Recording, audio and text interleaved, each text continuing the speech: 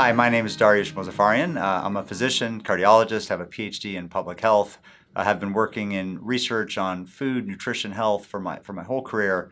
And now I lead an institute focused on food as medicine at Tufts University in Boston, really trying to build the research and the advocacy and the practice to ensure we have healthy food for everyone, not only in America, but around the world.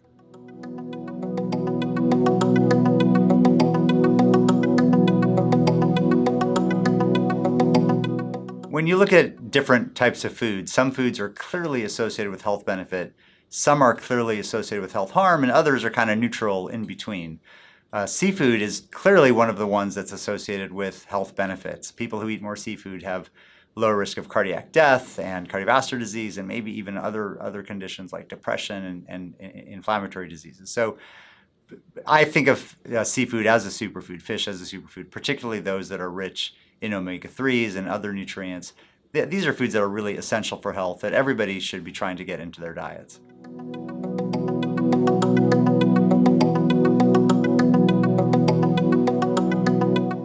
I'm often asked about omega-3s and whether people should take them in supplements, get them in the diet.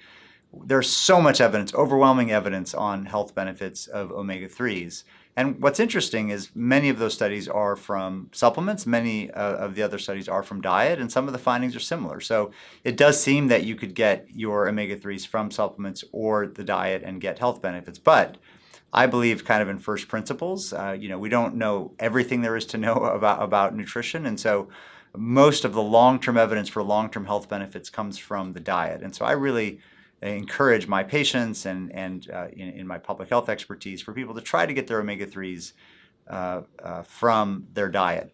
Why are omega-3s so powerful?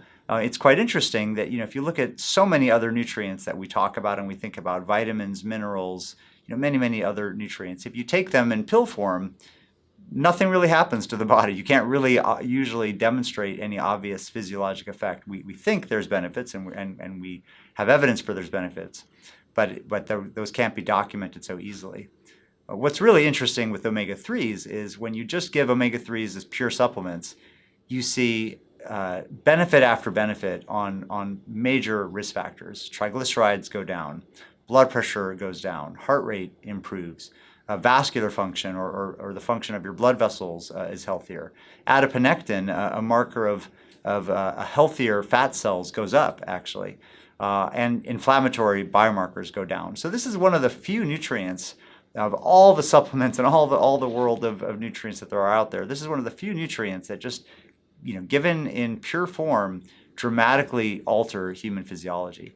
So when you combine that with all the long-term studies looking at people who eat more seafood intake are healthier in many ways, it's pretty obvious that seafood is a critical part of a healthy diet. My recommendation to people is to eat seafood, at least a couple servings per week, preferably oilier or fatty seafood that has higher omega-3 levels.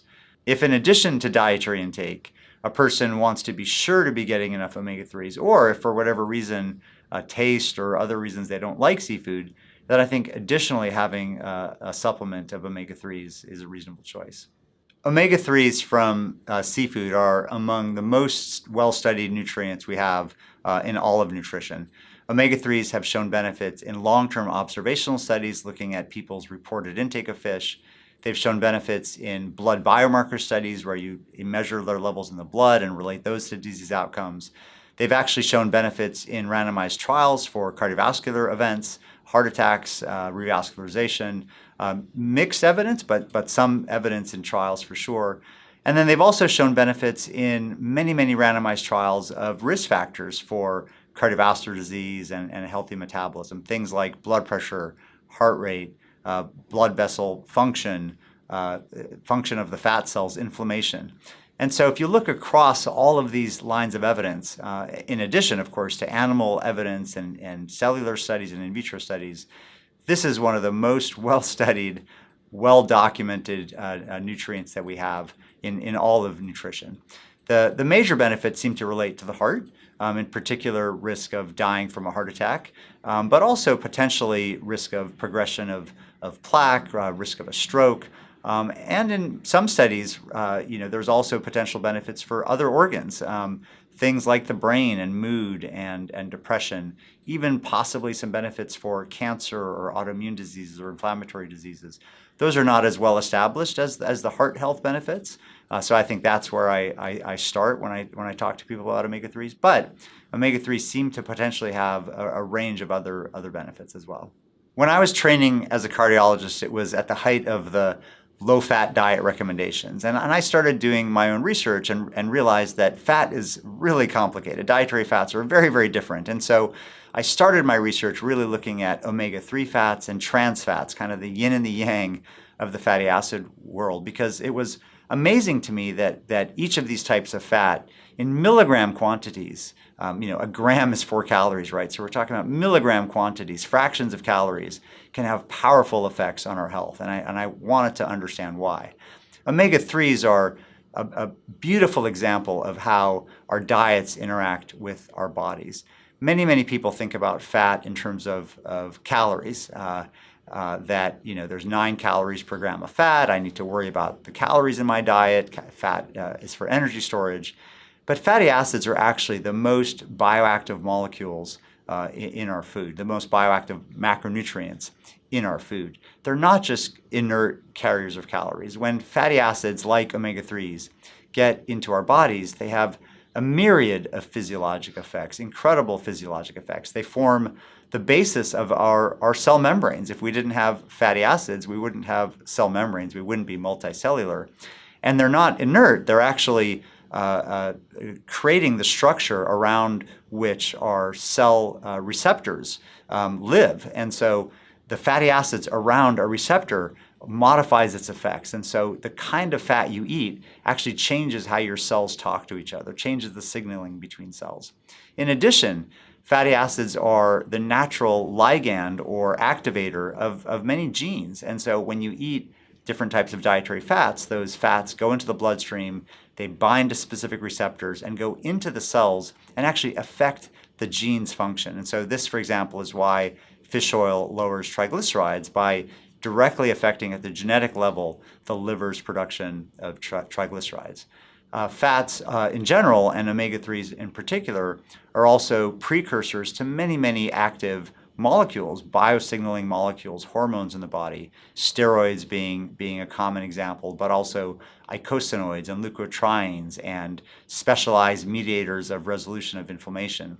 And so when you think about what's in your diet, when you think about fish oil or seafood and think about the fat, don't think about fat as a carrier of calories. Think about fat as one of the most molecularly interesting bioactive compounds in food.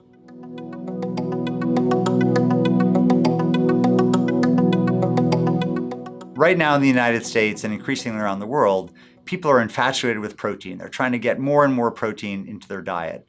While there are some benefits to generally eating protein, this is more of a fad than based on evidence. In fact, you can get too much protein if you're not, trying to build muscle by working out and strength training. More importantly, there are pretty dramatic differences in the type of protein. So the health effects of eating chicken or eating eggs or eating dairy or eating meat or eating fish or other plant protein sources, for example, are not the same.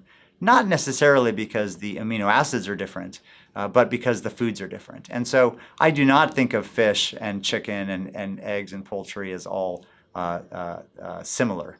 Clearly, among all of the major animal foods, fish has the strongest evidence for health benefits. Fish is linked to lower risk of cardiovascular diseases in particular, and also potentially other outcomes. In contrast, people who eat more poultry or eggs tend to have similar health outcomes that people who eat less, and people who eat more red meat, in particular processed red meat, tend to have worse health outcomes.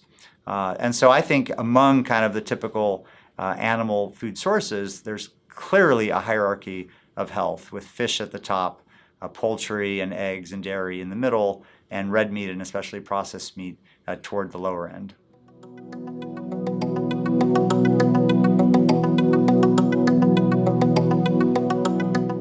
I think that people who really are concerned about their health and read all the articles they can and try to soak up information understand that seafood is a healthy choice.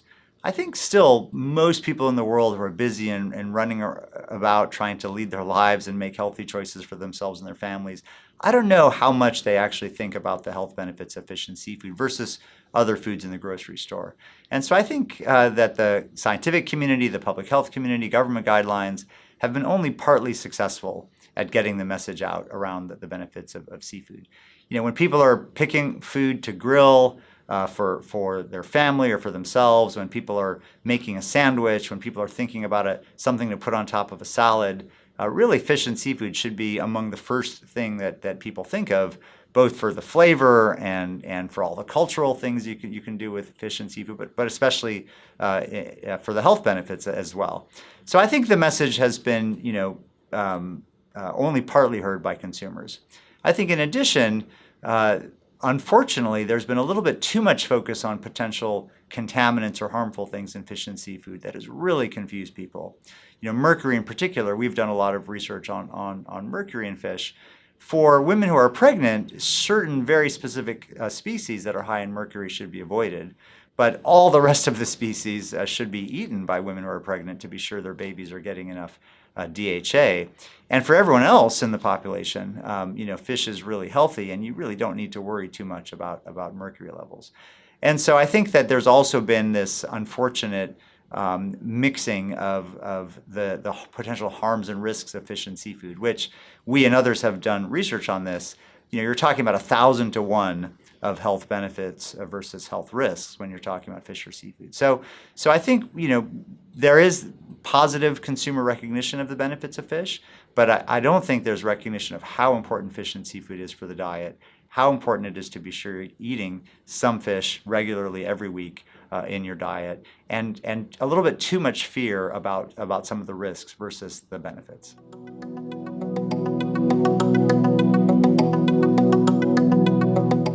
I find it very interesting and unfortunate. There's sometimes battle lines drawn by consumers or even between the industry between wild-caught fish and farmed or aquaculture fish and other seafood.